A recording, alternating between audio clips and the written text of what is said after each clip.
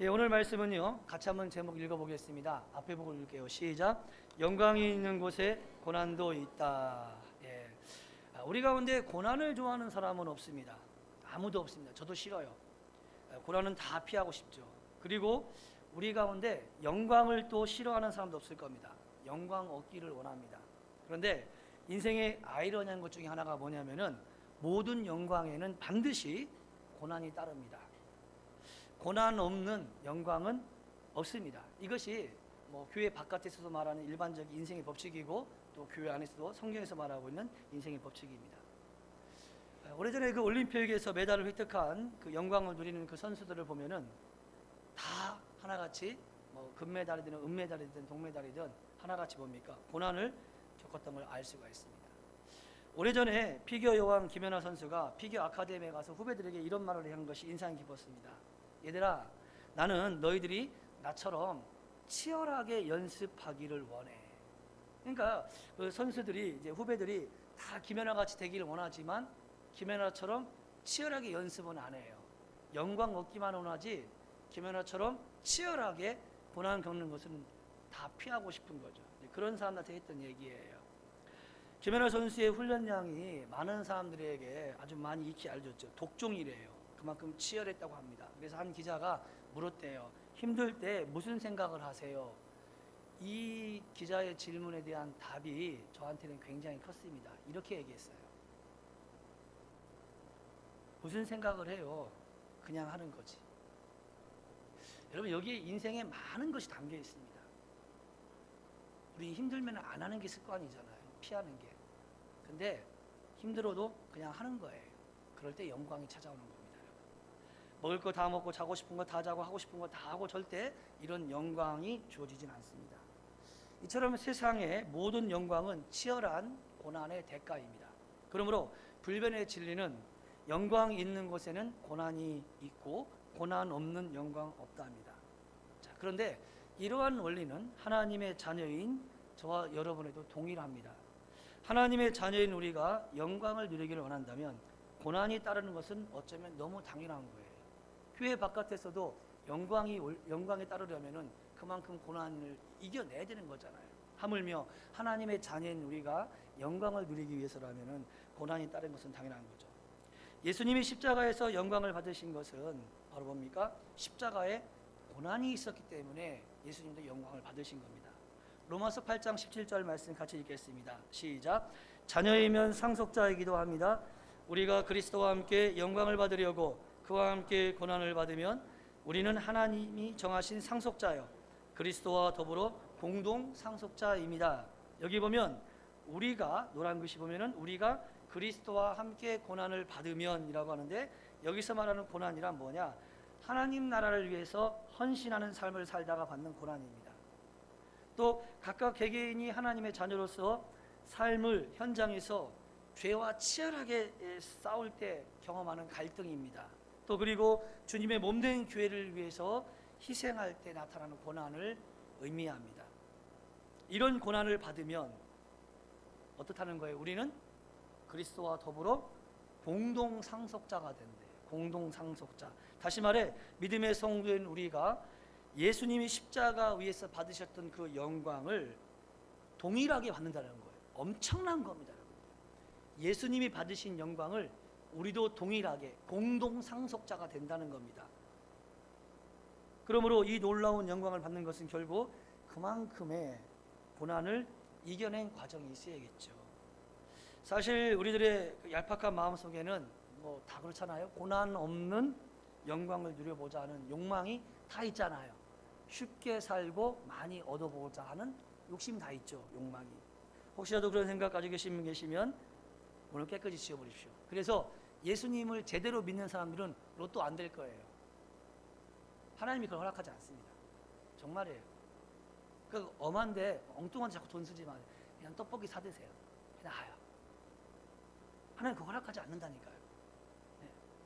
그래서 혹시라도 영광, 고난 없이 영광을 누려보고자 하는 그런 분들이 이 자리에 계시다면 깨끗이 지워버리십시오. 네. 영광에는 반드시 고난이 따르고 고난 없는 영광은 없습니다.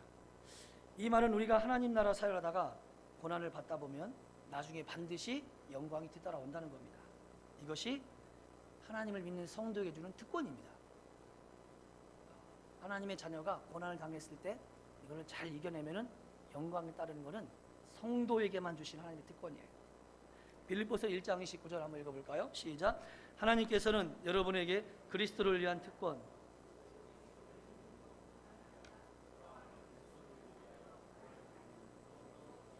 네, 우리에게 뭐래요? 믿는 특권만 준 것이 아니라 그리스도를 위하여, 예수님을 위해서, 하나님을 위해서 고난을 받는 저주가 아니라 뭐래요? 특권이래요. 왜 하나님께서는 저와 여러분에게 고난이란 특권을 굳이 주실까? 영광을 주시기 위해서요. 좋은 것 주시기 위해서. 많은 분들이 이걸 모르기 때문에 고난을 피하려고만 합니다. 다 그렇죠. 어떻게 하면 고난을 피할까? 사실 고난이 위장된 하나님의 축복이라는 사실은 입으로 많이 말하지만 그것을 실제 믿지는 않는 것 같아요. 그래서 고난을 두려워하고 자꾸만 피하는 것이 기본이 되어 있는 사람들의 특징은 나의 삶에 힘들면 어떡하지? 고난이 닥치면 어떡하지? 라는 그 두려움과 조바심 가운데 늘 살아가요. 저는 요즘 예수 안 믿는 분들 가운데 행복하다라고 말하는 분들을 보면은 조금은 안타까운 마음이 들어요. 경제적으로 여유롭고 부부끼리 사이도 좋고 자녀들도 잘 자라주고요. 사는 집을 보면 누가 보더라도 참 좋아요. 정기적으로 해외여행도 다니고 골프도 치고 여기저기 다니면서 엔조이합니다. 그런데 이분들의 삶에는 타인에 대한 관심이 없고 또 남이 간섭하는 것도 싫어합니다. 오직 자기 가족만. 그러면서 그걸 행복해해요. 이런 분들 볼 때 염려스러운 거예요. 아마 이런 기분과 같지 않을까 싶어요. 곧 수능 시험인데 불구하고 고3짜리 자녀가 공부 안 하고 친구들하고 즐겁게 축구하고 끝나고 나니까 배고프니까 명륜진사 갈비 가서 실컷 또 갈비 먹고 또 배부르니까 기분 좋으니까 노래방 가서 노래 실컷 부르고 와서 집에 와가지고 엄마 아빠 오늘 행복했어요 라고 말하면은, 만약에 우리가 그런 자녀를 좀 부모라고 합시다. 염려가 돼요 안 돼요? 되지요. 인생이라는 것이 이 땅에서 한평생 살고 나면 어차피 허무하게 끝나는 인생이라면 그냥 정말 엔조이하면서 즐기면서 그렇게 사는 것이 어쩌면 행복일지도 모릅니다. 그러나 예수님께서는 우리 인생이라는 것이 죽음으로 끝나지 않고 이후에 천국과 지옥이 있고 심판이 있고 그 다음에 상이 있다고 말씀하셨습니다. 그런데 우리가 이걸 무시하고 현재의 삶을 그냥 즐기고 엔조이하며 사는 삶이 과연 복된 삶일까요? 저는 단언컨대 아니라고 확신합니다. 우리가 정말 현명하다면 차라리 영광 있는 고난을 택하지 영광 없는 편안함을 택하지는 않을 겁니다. 그래서 사랑하는 성도님들, 우리가 사역을 하다가 고난받는 것을 피하지 마시고 오히려 선택하시기 바랍니다. 왜 그렇게까지 해야 되냐라고 묻는다면은 고난 뒤에는 반드시 영광이 있기 때문입니다. 로마서 8장 18절 같이 읽어볼까요? 시작. 현재 우리가 겪는 고난은 장차 우리에게 나타날 영광에 견주면 아무것도 아니라고 나는 생각합니다. 현재 여러분이 겪는 고난, 장차 나타날 영광에 비하면 지금 이 고난 아무것도 아니라는 거예요. 하나님 나라 백성으로 살다가 겪는 고난은 고난으로 끝나는 것이 아니라 결국에는 반드시 영광으로 온다는 겁니다. 그렇다면 우리가 고난에 대해서 어떠한 태도를 가져야 될까요? 우리가 고난을 만나게 되면 어떤 태도를 가져야 될까? 자꾸만 고난을 두려워하고 피하려는 분들은요, 고난이 닥치면 어떡하지? 매사에 이런 불안감을 가지고 삽니다. 그런 분들 되게 많아요. 특별히 교회 안 다녀도 현대인들 가운데 대한민국에서 지금 제일 심각한 정신적인 문제가 뭡니까? 불안장애 아닙니까? 늘 불안해 그냥 걔들이 있어요. 기본적인 굉장히 커지고 있대요. 그러니까 조마조마하며 사는 거예요. 그러다가 어쩌다가 얻은 작은 행복이 있어요. 그러면 이분들 무슨 생각하세요? 감사하는 것이 아니라 내가 얻은 이 작은 행복 언제 또 깨질지 몰라가지고 두려워하는 거예요. 그러니까 너무 삶이 행복하면은 이 행복이 또 언제 깨지지 하고 또 두려운 사람들이 있어요. 어떻게 저렇게 살까요? 왜 그래요? 늘 마음에 고난이 닥치면 어떡하지라는 생각이 내재된 사람들이 그래요. 사랑하는 성도 여러분, 믿음의 성도가 고난에 대해 가져야 할 태도는 피하려 하지 말고요, 마지못해 수용하지 말고요, 고난을 적극적으로 대하는 예수 그리스도의 군사가 될 줄 믿습니다. 고난이 딱 오면은 군사가 되어서 그걸 적극적으로 임하는 거예요. 제 얘기가 아니라 우리 주님께서는 우리를 부르실 때 하나님의 자녀로만 부르는 것이 아니라 그리스도의 군사로도 불렀거든요. 같이 한번 읽어볼까요? 디모데후서 2장입니다. 시작. 그대는 그리스도 예수의 훌륭한 군사답게 고난을 함께 달게 받으십시오. 아멘. 여기다가 자기 이름을 넣는 거예요. 성은 빼고 이름만요. 자, 시작. 상일이는 그리스도 예수의 훌륭한 군사답게 고난을 함께 달게 받으십시오. 달게 받으래요. 달게. 주님은 우리가 예수님의 훌륭한 군사가 되어 고난을 달게 받기를 원하십니다. 왜죠? 고난 뒤에 받게 될 금메달, 고난 뒤에 받게 될 적금 만기, 고난 뒤에 받게 될 뭐가 있어요? 영광이 있기 때문에 그런 거예요. 그렇다면 그리스도의 군사로 부름받은 우리가 해야 할 일은 무엇입니까? 뭘 해야 될까?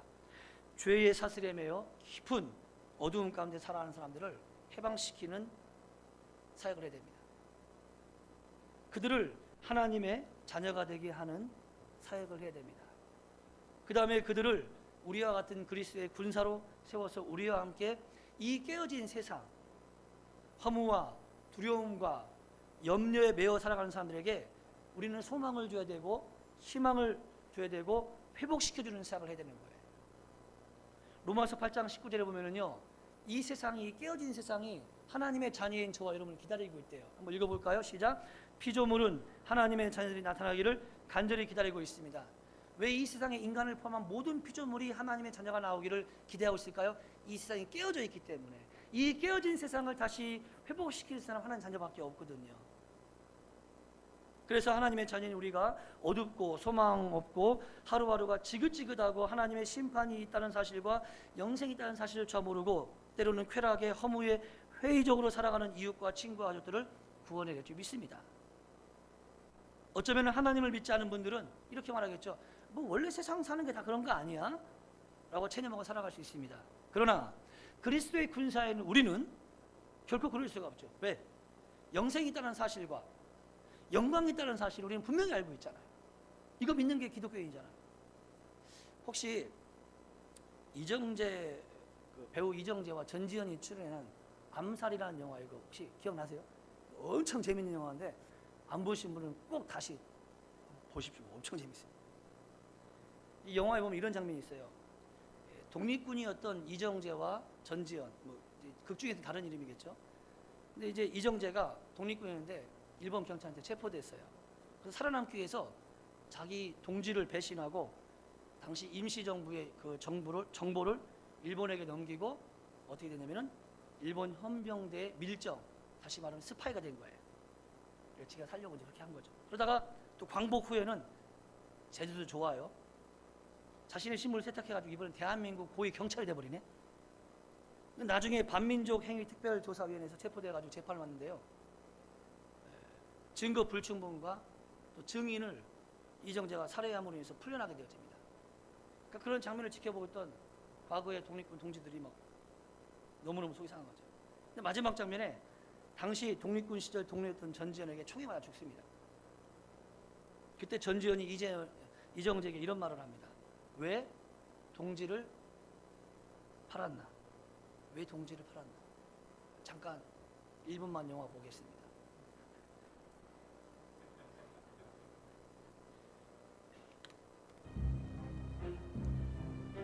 안옥균, 왜 동지를 팔았나? 몰랐으니까. 해방될지 몰랐으니까. 알면 그랬겠나?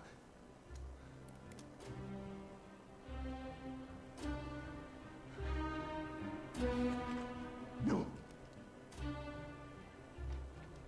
16년 전 임무. 염석진이 밀정이면 죽여라. 지금 수행합니다.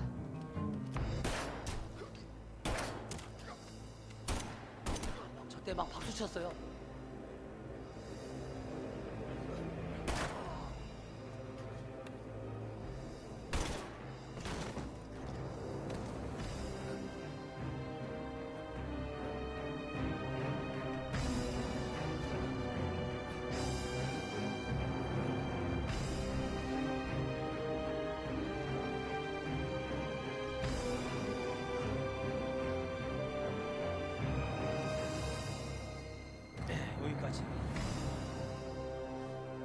배신자 이정재가 뭐라고 하죠? 왜 배신했냐?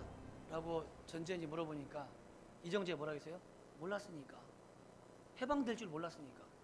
어떻게 해방이 돼, 조선이? 일본이 얼마나 강한데. 그래서 배신했다는 거예요. 많은 사람들이 영생이 있다는 사실과 이후에 심판이 있다는 사실을 모르니까 그냥 하나님을 외면하고 사는 대로 사는 거예요. 프랑스 작가 폴 브루제가 이런 말을 했습니다. 굉장히 유명한 말이죠. 생각하는 대로 살지 않으면 사는 대로 생각하게 된다. 요즘 같은 때 하나님 나라, 심판 이런 거 안 어울린다. 그냥 전엔 얘기야. 그래서 영화 암살에서 이정재처럼 천국 같은 것은 있을 리가 없다 라고 생각하고 그때그때 닥치는 대로 살아가는 거예요. 이런 분들은 나중에 죽음 이후에 아마 이렇게 후회할 겁니다. 몰랐으니까. 진짜 천국이 있는 줄 몰랐으니까. 그래서 그냥 닥치는 대로 살고 엔조이 했던 거야. 그러나 독립군들은 일본이 한국을 강제 합병해서 다 끝난 상황에서도 35년간 해방을 기대하고 끝까지 독립운동을 포기하지 않았습니다. 그리고 결국에는 독립을 경험하죠. 왜죠? 그리스도인들은 아니까. 그걸 믿는 게 그리스도이니까. 천국이 있고 지옥이 있고 영원한 벌과 영원한 상이 있다는 걸 아니까. 사랑하는 성도 여러분, 믿음의 성도는 어쩌면은 이 땅을 살아가는 동안에 사단을 대항해서 깨어진 세상을 대항해서 때로는 고난과 싸우는 마치 영화에 나왔던 독립투사와도 같습니다. 성경에서는 그리스도의 군사라고 말하죠. 우리에게 이러한 확신이 있을 때 비로소 우리 신앙생활이 무엇을 의미하는지를 우리는 알게 됩니다. 우리들의 신앙생활은요 전투인데 이걸 모르시는 분들이 간혹 계십니다. 그래서 어떤 분들은 어떻게든지 고난을 피해보고 힘든 건 안 하고 불편을 피해보고 희생하는 삶을 피해서 삶을 선택해서 살려고 굉장히 애쓰죠. 교인들 가운데서도. 그러다 보니 어떤 일이 벌어집니까? 믿음도 자라지 않고 마음에 참된 평안도 없고 예수님이 오셨으면 하는 소망도 없고 심지어 교회는 다니시지만 하나님 나라에 대한 소망도 없이 살아가는 분들 있을 수 있겠죠. 사랑하는 성도님들, 우리는요 주님에게 군사로 부름받은 마치 독립투사와 같은 신분이라는 것을 믿으시기 바랍니다. 그래서 독립투사이기 때문에 당연히 어려움이 따라오는 거예요. 여러분, 우리가 한 주간 한 주간 살면서요 주신 말씀을 붙들고 한 주간을 말씀대로 살아가려 하다 보면은 삶의 현장에서 편안할까요? 좀 어려움도 있을까요? 어려움이 있어요. 어려움이 있고요, 갈등도 있고요, 또 그걸 이겨내서 고난을 경험하기도 하고 또 그것을 또 극복해서 또 주시는 복도 있어요. 이런 걸 한 주간 동안에 말씀대로 살려고 애쓰다가 그렇게 살고 한 주 지나서 목장 모임할 때, 삼나눔할 때 이런 얘기하는 거잖아요. 근데 한 주간 동안에 말씀대로 살아보려고 애쓰질 않아요.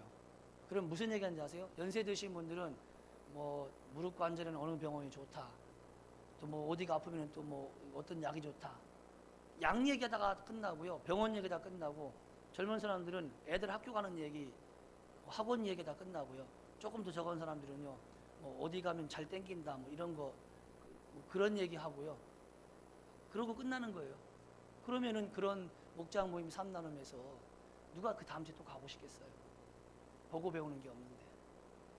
그래서 우리의 삶이 그리스도인의 군사로서 정말로 이 그 고난이 따를 수밖에 없다라는 것, 하나님 말씀대로 살면은 여러 가지 갈등들이 있습니다.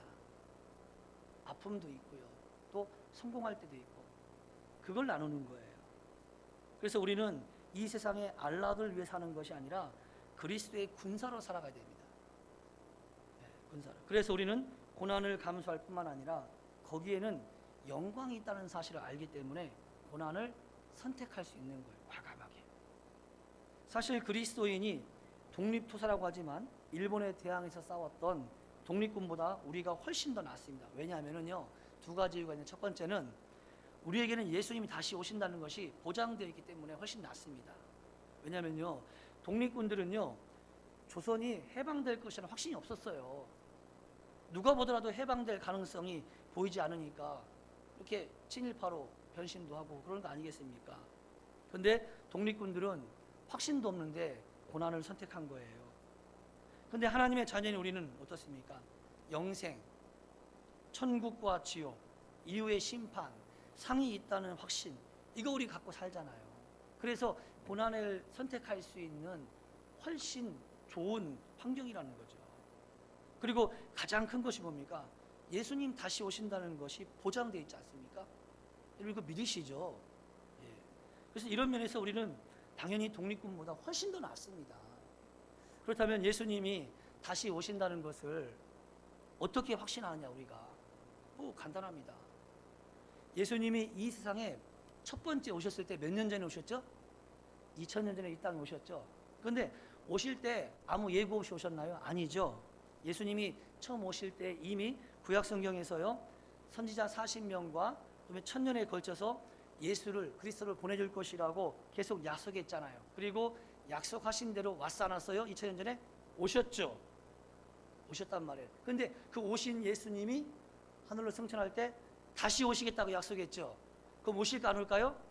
오신다고요, 여러분들요. 이게 사도행전 1장 1절이거든요. 같이 읽어볼까요? 시작. 갈릴리 사람들아, 어찌하여 하늘을 쳐다보며 서 있느냐? 너희를 떠나서 하늘 올라가신 예수는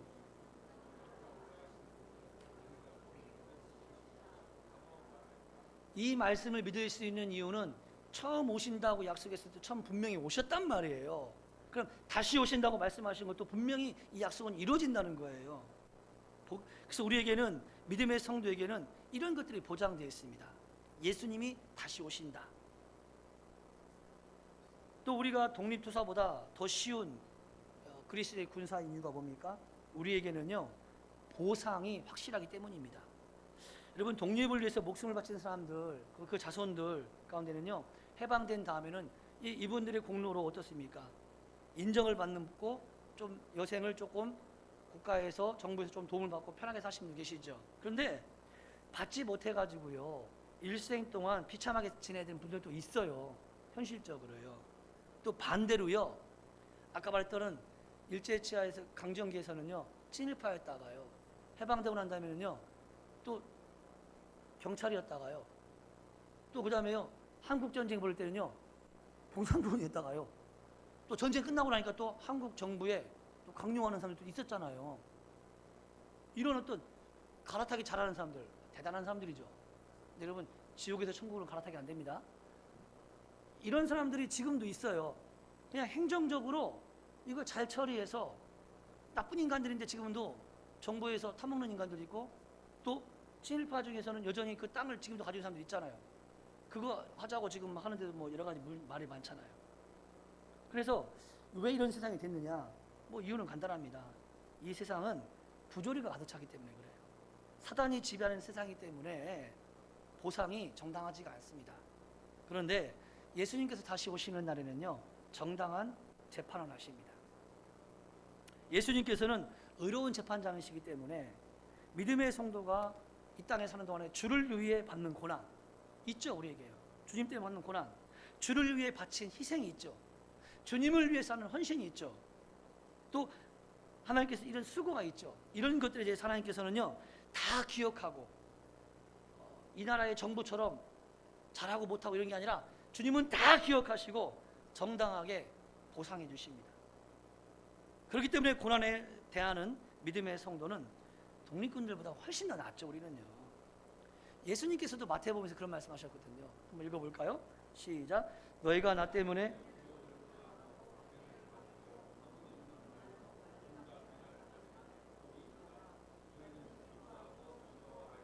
하늘에서 받을 너희 상이 크기 때문이다. 천국은 우리가 이해하는 건강과 신약 안의 개념이 다르기 때문에 예수님의 상이 무엇인지 성경에서는 이렇다라고 딱 말하지 않아요. 그러나 분명히 약속했습니다. 상이 있다고 분명히 약속했어요. 분명해요. 그래서 우리가 주님 때문에 모욕을 당하고 박해를 받고 터무니없는 말로 온갖 비난을 받고 기뻐할 수 있는 그 이유는 무엇이냐면은 천국의 상이 있기 때문입니다. 왜 올림픽 선수들이 그 힘든 태릉 선수촌에서 그 무더위 속에서 땀을 흘리면서 그 엄청난 고난을, 그 고통을 겪으면서 훈련하겠습니까? 받을지 안 받을지도 모르는 그 금메달 때문에 그러는 건데 우리에게 보장됐다니까요. 보장됐다고요. 이것은 우리가 주님을 위해 독립투사로 싸우라는 초청의 말이기도 합니다. 모욕을 피하지 말고, 박해를 피하지 말고, 비난을 피하지 말고, 고난을 피하지 말고, 오히려 주를 위해 모욕을 당하고 박해를 받고 비난을 받을 때 기뻐하고 즐거워라는 거예요. 왜? 우리에게는 분명한 보상이 있기 때문에. 그래서 우리는 의로운 고난을 선택할 수가 있어요. 피하지 않고. 그래서 고린도후서 4장 17절에서 사도 바울이 이런 말합니다. 같이 읽겠습니다. 시작. 지금 우리가 겪는 일시적인 가벼운 고난은 비교할 수 없을 정도로 영원하고 크나큰 영광을 우리에게 이루어 줍니다. 아멘. 이거 믿으십니까? 올림픽 선수는 기껏해야 금메달 하나 받으려고 그 많은 고난 감수합니다. 근데 우리에게는요, 비교할 수 없을 정도로 영원한 거예요. 금메달 받는 순간 그때뿐이에요. 근데 우리에게 받는 상은 영원한 세상에서 영원이에요. 이런 것이기 때문에 우리가 고난을 감수할 수 있는 겁니다. 고린도후서 9장에서도 유사한 말씀해 주시죠. 같이 읽어보겠습니다. 시작. 경기에 나서는 사람은 모든 일에 절제를 합니다.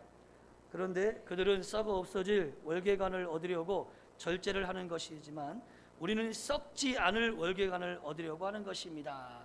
올림픽 얘기하고 있잖아요. 이 당시에는 금메달이 아니라 월계관이잖아요. 근데 이 월계관을 하나 얻으려고 그렇게 절제하고 고난을 당하는데 우리는 영원히 사라지지 않는 금멸류관을 위해서 일하고 있기 때문에 고난을 감수할 수 있는 것입니다.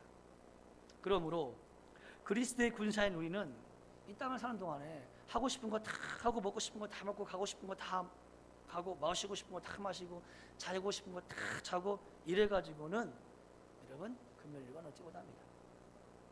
왜? 영광이 있는 곳에는 반드시 고난이 있고요. 고난 없는 영광 없기 때문에 그렇습니다. 야고보가 이런 말하죠. 읽어볼까요? 시작. 시험을 견디어내는 사람은 복이 있습니다. 그 사람은 그의 참됨이 입증되어서 생명의 면류관을 받을 것이기 때문입니다. 그것은 하나님을 사랑하는 사람들에게 약속된 거예요. 왜 시험, 고난을 견디는 사람이 복이 있다고 합니까? 생명의 면류관을 얻기 때문에. 굉장히 큰 영광인 거예요. 사도 베드로도 4장 2절에서 이렇게 말합니다. 함께 읽습니다. 시작.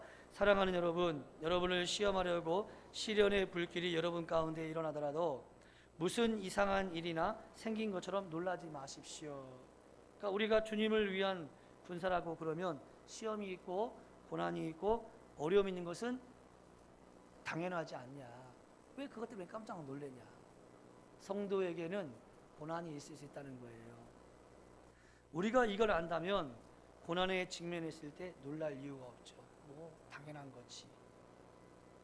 바울은 그러면서 오히려 여러분이 그리스도의 고난에 참여하기를 원합니다. 그 미래가 이제 아기 낳았잖아요. 이름이 아직 안 졌어요. 일단 디브인데 아기 낳고 나서 이제 자연분만 하니까 그날 저녁에 바로 통화가 되더라고요. 지가 먼저 전화 왔어요. 깜짝 놀랐어요. 이게 지금 이 전화하면 안 되는데 조심스럽게 목사님 괜찮아요 그러더라고. 야 자연분만 좋긴 좋다.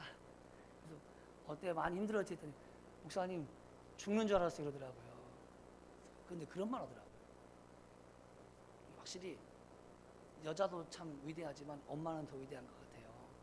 목사님 디브를 낳으면서 예수님이 십자가에서 얼마나 힘들었을까 그 생각이 돼요. 어머나 웬일이야. 사실 그 생각 안 들거든요. 아픈 것밖에 생각 안 들거든요. 근데 우리 예수님 십자가에서 우리를 구원하시기 위해서 끝까지 십자가 참으셨잖아요. 예수님 죽었잖아요. 근데 목사님 저는 안 죽었잖아요 그러더라고요. 예수님 얼마나 힘드셨을까. 하나님 우리를 얼마나 사랑하는지 자기가 알겠대요. 야, 너 그 말 좀 나중에 그 교회 오거든 청년들한테 꼭 좀 얘기 좀 해주라 그래서. 정말 그렇잖아요. 그 큰 고난, 그 고난을 왜 겪습니까? 그걸 참습니까? 아기가 하고 태어났을 때 그것 때문에 끝까지 그냥 참는 거잖아요. 정우가 옆에서 한 10시간 통증 있었는데 정우가 옆에서 뭐라고 말하냐면 그냥 한 2시간밖에 안 됐는데 그냥 수술을 하지. 미래가 닥쳐. 끝까지 참아야지. 왜 이렇게 참습니까? 아기를 낳으려고 한 생명, 그 기쁨이잖아요. 영광이 보람이잖아요. 그때 고난이 다 잊혀져 가는 거예요. 그러므로 사랑하는 성도 여러분, 절대적으로요, 이미 나에게 온 고난, 일부러 고난 받으려고 쫓아다니지 마세요. 뭐 그럴 사람 있지도 않겠지만 이미 내게 온 고난이라면, 피할 수 없는 고난이라면은 피하지 마시고 오히려 내게 온 고난을 그리스도의 부름받은 전사로서 이 기회를 여러분 놓치지 마시기 바랍니다. 내가 고난을 멋지게 이겨내리라. 제가 여러분한테 말씀드릴 거예요. 뭐 사실 그 고난은 아니지만 너무 오버하는 거지만 그래도 조금 약간 오버해서 교회가 이전하는 것도 고난이라고 한번 합시다. 좀 제가 오버하는 거죠. 고난인데, 근데 이 과정을 통해서 우리가 어떻게 이 문제를 이겨 나가는지 한번 보십시오. 그리고 우리 성도님도 삶에 문제가 생겼을 때 교회가 이겨 나가는 것처럼 여러분도 이겨 나갔으면 좋겠어요. 이거는 교회 안의 중요한 영적 자산입니다. 왜냐하면 청년들한테도 계속 얘기할 거고요, 중고등부한테 얘기할 거예요. 어려운 문제가 있을 때 교회가 어떻게 이걸 이겨 나갔고 어떻게 여기까지 왔는지를 눈으로 보여주는, 마치 홍해를 건너는 것처럼 그 과정을 갈 거거든요. 하나님의 방법으로 계속 찾아갈 거라고요. 그거를 여러분이 잘 기억하셨다가 여러분의 삶에 적용했으면 좋겠어요. 그래서 이런 일이 있을 때 왜 이런 일을 겪었을까, 이게 아니라 기꺼이 받아들이고 어떻게 해요? 그리스도의 군사로서 이것을 감수해 나가는 겁니다. 네. 우리가 치르는 고난은 장차 있을 영광에 비하면 아무것도 아닙니다. 수능 시험 끝나고 나서 청소년 사회 갈 때 고득점자들 나와서 인터뷰하는, 요즘에 어떤지 모르겠어요. 인터뷰하는데 그런 말은 제가 기억이 남아요. 꽤 아주 오래 동안 남는 내용인데, 수능 만점자에게 기자가 물어봤어요. 어떻게 이렇게 만점을 맞았어요? 했더니 뭐 그냥 뭐 학원 안 가고 열심히 공부했어요. 집에서 그런 말 하죠. 거짓말인 것 같아. 그렇게 하고 그다음에 제일 하고 싶은 게 뭐예요? 했더니 여자애인데 뭐라고 말하냐면 이제는 마음대로 먹고 싶어요. 그러는 거예요. 그래서 이 기자가 물어봤을까요? 왜 그동안 마음대로 못 먹었어? 했더니 고3, 그러니까 1학년부터 3학년까지 3년 동안 제가 너무너무 좋아하는 음식이지만 먹으면은 많이 먹으면 어때요? 식곤증 때문에 공부하는 데 방해가 되고 뇌가 활성화되는 데 방해가 돼서 항상 음식을 3년 동안 먹을 때 약간 배고픈 만큼만 먹었다는 거예요. 그래야 공부하는 데 집중이 되니까. 야, 씨, 똑하다, 씨. 그러니까 그 고난에 대한 대가는 뭐예요? 엄청난 영광이잖아요. 이거예요, 여러분. 그래서 그 고난을 감수할 수 있는 거예요. 하물며 믿음의 성도에게 찾아오는 고난은 어떻겠습니까? 더 보장된 거잖아요. 피할 이유가 없는 거예요. 이미 온 고난을 여러분 잘 요리해서 이겨내시기 바랍니다. 아멘? 그러면은 멋진 거라고요. 요즘 우리 현대인들 가운데 자신의 몸을 위해서 굉장히 많은 걸 투자하잖아요. 예를 들면 몸을 위해 좋다는 것은 다 찾아 먹잖아요.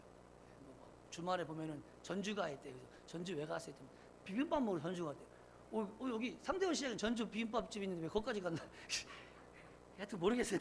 거기까지 가요. 하여튼 엄청 다녀요. 옷도 좋은 옷 입혀야죠. 몸한테. 그죠? 입혀야죠. 또 아프면 두 달같이 병원에 달려가야죠. 그러니까 우리는 몸을 위해서 얼마나 많은 투자를 합니까? 그런데 아무리 몸을 위해 투자해도요, 우리 몸은 다 늙습니다. 중력의 법칙에 의해서 다 처질 건 다 처져요. 건강을 위해서 얼마나 또 많이 투자합니까? 좋다는 건강 보조식품 다 챙겨 드시죠. 좀 어마어마해요. 요즘 보면요. 요즘 또 청년들도 막 더 심해요. 그 좋다는 벌레 다 잡아먹고 분명히 갈아먹고 막 무서워 막 짐승 또 막 피도 빨아먹잖아요. 그 다 마셔봤자 글쎄 몇 년 더 연장하지 않을까요? 한 10년, 20년씩 연장될까요? 그거 다 죽습니다. 언젠가는 우리 모두는 다 늙고 언젠가는 죽으면 땅에 묻혀서 썩거나 재로 되어버립니다. 이처럼 언젠가는 반드시 늙어질 수밖에 없고 땅에 묻혀서 썩을 수밖에 없는 이 몸을 갖고 있는 동안에 우리가 죄짓고 오로지 내 몸을 위해서만 사용하는 것이 과연 이게 올바를까요? 이 몸을 주님을 위해 헌신하는 데 사용하는 사람은 저는 정말 현명한 사람이라고 생각합니다. 논리적으로요. 왜? 믿음의 성도는요. 한번 읽어볼까요? 시작. 믿음의 성도는 오래 사는 것 자체가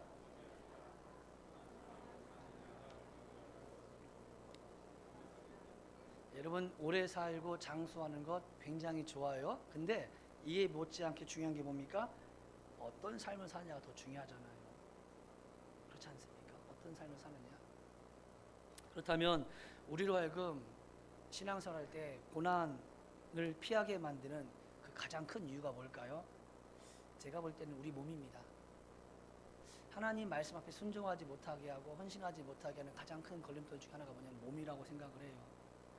현대 사회에서 몸은 이미 우리 우상이라고 저는 생각을 합니다. 몸을 너무 아껴요.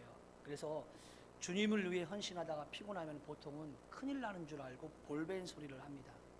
보통은 그래요. 그런데 우리 청년들 보면 10km 뛰고 막 그러거든요. 그럼 되게 힘들어요. 그런데 볼벤 소리 안 해요. 여행 다니는 게 쉬울까 어려울까요? 죄송하지만 개 피곤합니다. 이게 여행 다니려면 젊었을 때 다녀야지 이게 따라다니면 진짜 힘든 거예요, 그게요. 근데 그렇게 피곤해 하면서도 볼벤 소리 안 해요. 오해하지 마시기 바랍니다. 몸을 학대하라는 말 절대 아니에요. 몸을 잘 간수하세요. 필요한 만큼 주무시고 반드시 운동도 적당히 됩니다. 음식도 잘 골라 드셔야 돼요. 자, 그런데 이 질문이요. 한번 읽어볼까요? 그런데부터 시작. 그런데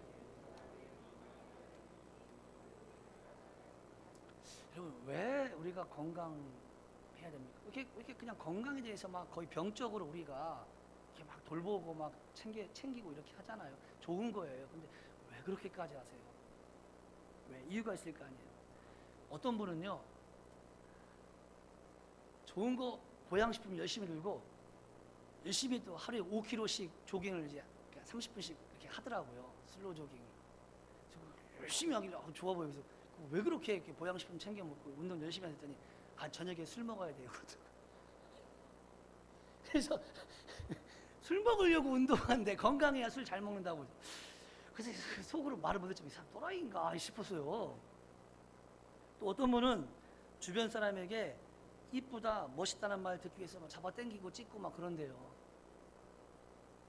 여러분 어떤 사회학자가 쓴 굉장히 멋진 책이 하나 있거든요. 타인의 시선에서 자유로운 삶이라는 책이 있어요. 타인의 시선에서 자유로운 삶. 우리는요, 타인의 시선에 다 매여 있어요. 누가 날 어떻게 봐주기를 원해서 좋은 거 다 추구하고, 그러니 이게 나는 없어요, 다. 나는 없어. 다 타인의 시선에 우리 맞춰 사는 거예요. 정말 불쌍하잖아요. 우리가 왜 그렇게 건강하려고 합니까? 하나님의 자녀는요, 그리스도의 군사로서 잘 싸우기 위해서 운동하고 식단 조절하는 겁니다. 우리가 잠시 몸을 갖고 있을 때 주를 위해서 써야 되기 때문에 건강을 잘 관리하는 거예요. 18세기에 타락한 영국의 혜성처럼 등장한 목사님이 계십니다. 조지 필트 목사님이신데 이분이 30년 동안 설교를 매주 50시간, 그러니까 하루에 7시간씩 설교한 거 엄청난 거거든요. 그러니까 저는 이제 주일날 보면은 1부, 2부, 중고등부, 싱글, 3부 하면은 하여튼 보통은 이제 1부 때 설교할 때가 컨디션이 제일 좋고요. 중고등부 설교할 때도 제가 가만히 안 있거든요. 막 애들이 졸까봐 막 왔다 갔다 뛰어다니고 이영준 목사님처럼 막 더 왔다 갔다 하거든요. 애들 못 쫄아요. 막 그 앞에 가서 앉아가지고 막 설교하고 막 그러거든요. 눈 마주고. 그렇게 설교하고 또 2부 하면은 사실 그때 2부부터 동력이 딱 떨어져요. 3부 되면은요, 막 당이 확 떨어져가지고 그때 미스커피 2잔 마셔야 돼요.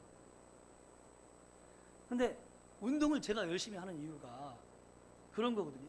근데 기껏해야 하루에 제가 주일날 그것도 한 4번, 4시간, 많아야 3시간 반 설교할 거예요. 이분은 매일 하루에 7시간이에요. 그래서 목사님을 아끼는 분들이 조지 피트 목사님한테 슬로우 다운. 천천히 가라. 그때 이분이 했던 굉장히 유명한 말이 이거예요. 한번 읽어볼까요? 시작. 녹슬어서 없어지는 사람이 아닌, 이게 좀 어떤 의미인지 와 닿으세요? 정말 멋지잖아요. 녹슬어서 없어지는 인생이 아니라 하나님이 하도 날 사용하셔서 달아 없어지는 인생. 하나님 앞에 섰을 때 내 인생의 배터리가 완전히 앵꼬 났을 때 딱 서는 것. 하나님 여기까지입니다. 그때 마지막 죽음 앞에 한숨 훅 내쉬고 주님 하고 주님 앞에 섰을 때 막 설레지 않아요? 근데 주님 앞에 섰는데 막 배터리가 너무 많아가지고 주님 앞에서 막 이러고 있으면 주님이 당황하실 것 같아. 다시 내려가라고 막 부활시킬 수도 있을지도 몰라요. 어떠세요? 정말 우리가 어떻게 살아야 될까? 어느 날 이 목사님이 부흥회 마치고 집에 가는 길에 엑스트라라고 하는 그 작은 마을에 저녁에 묵게 되었어요. 이 동네 사람들이 유명한 목사님이니까 우리 마을에 오셨으니까 우리한테도 말씀을 전해주세요 해가지고 목사님이 그 저녁에 정말로 최선을 다해서 아주 불을 토하는 메시지를 전했습니다.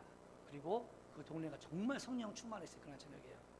목사님 피곤한 몸으로 이제 조지 빌드가 잠자리에 드셨는데 아침에 이제 그곳에 있던 교회 성도가 식사를 대접하려고 목사님 이제 식사하셔야죠 문을 열었더니 목사님이 그냥 주무신 채로 돌아가신 거예요. 이게 멋진 삶 아닙니까? 하나님 나라를 믿는다면, 정말 하나님 나라를 믿는 기독교인이라면, 내가 하나님 앞에 설 것을 믿는 기독교인이라면 어떤 것이 멋진 삶입니까?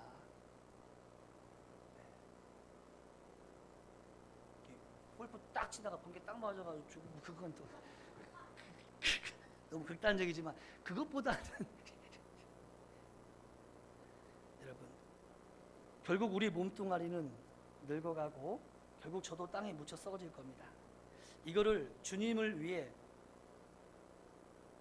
피곤할 수 있고 주님을 위해 헌신할 수 있고 주님을 위해 쓸 수 있다는 것 얼마나 큰 축복입니까, 여러분?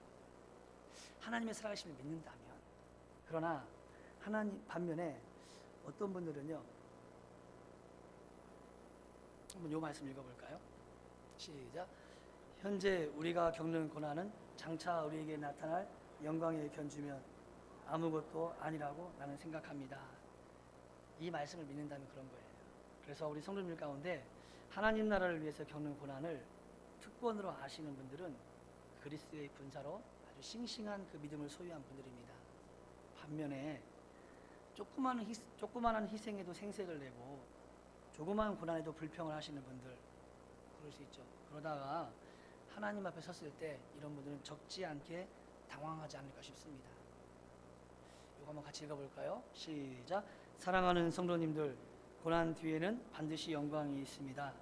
그러므로 고난을 피하는데 길들여지지 마시고 고난이 믿음의 성도에게 특권인 걸 아시고 고난을 선택하시고 이후에 예수님과 동등한 영광을 받는 믿음의 공동체 식구가 되기를 축복합니다. 아멘. 예, 오늘 말씀 요약입니다. 세상의 법칙.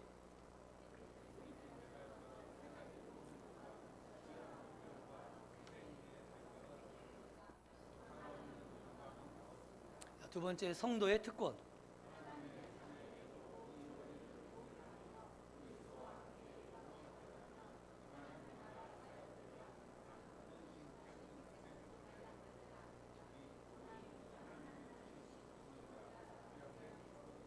자, 세 번째, 고난을 선택해야 할 이유. 시작.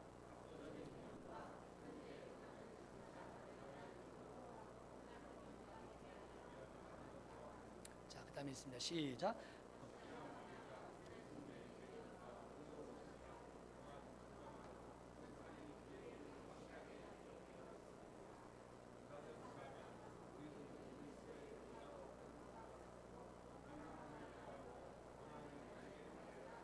자, 마지막 결론입니다. 함께 있습니다. 시작.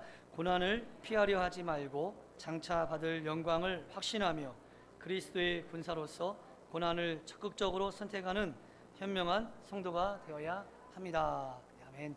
우리 다 같이 일어나서